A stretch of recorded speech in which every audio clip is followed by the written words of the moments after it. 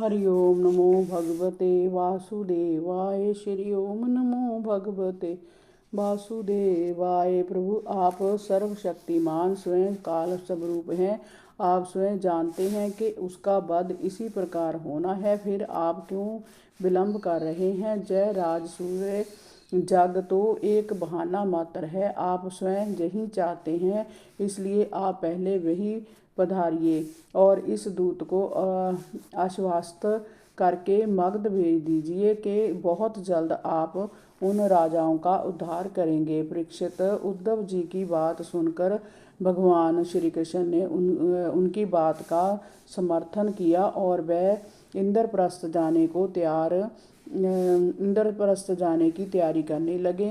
उसी दिन इंद्रप्रस्थ से पांडवों का निमंत्रण पत्र लेकर दूत भी आ गया तो उनका उत्साह और बढ़ गया। वह अपने सगे संबंधियों को लेकर इंद्रप्रस्थ के लिए चल पड़े और दूत को अवश्य आश्वस्त करके उन्होंने मगध की ओर भेज दिया।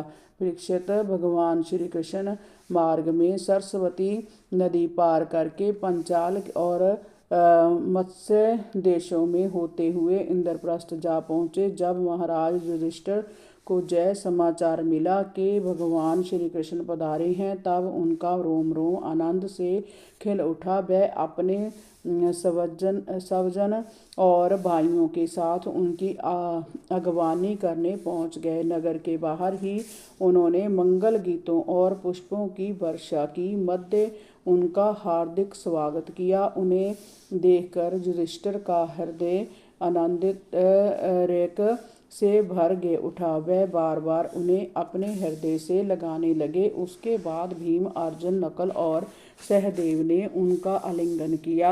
स्वयं भगवान श्री कृष्ण ने ब्राह्मणों और कुरुवंशी वृद्धों को यथा योग्य नमस्कार किया। इस प्रकार ढोल नगाड़ों के मध्य इंद्रप्रस्थ के लोगों ने भगवान श्री कृष्ण का अभिनंदन करते हुए उन्हें नगर में प्रवेश कराया। इंद्रप्रस्थ की सड़कें और गलियां सुगंधित पुष्पों से सजाई गई थी। रंग बिरंगी झड़ियां सड़कों पर लगाई गई थी।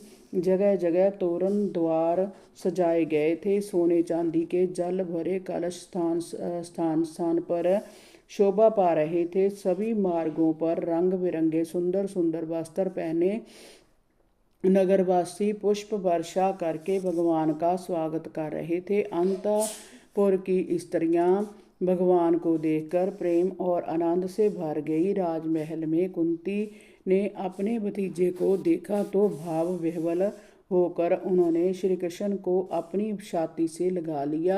आंखों से प्रेमाश्रु प्रवाहित होने लगे। द्रौपदी ने स्नेह से भगवान के चरण स्पर्श किए। अपनी बहन सुभद्रा को आगे आकर उन्होंने अपने हृदय से लगा लिया। श्री कृष्ण के साथ आई रानियों का यथोचित स्वागत सत्कार किया गया और मंगल गीत गाए गए। हरि ओम नमो भगवते वासुदेवाय। श्री ओम नमो भगवते वासुदेवाय।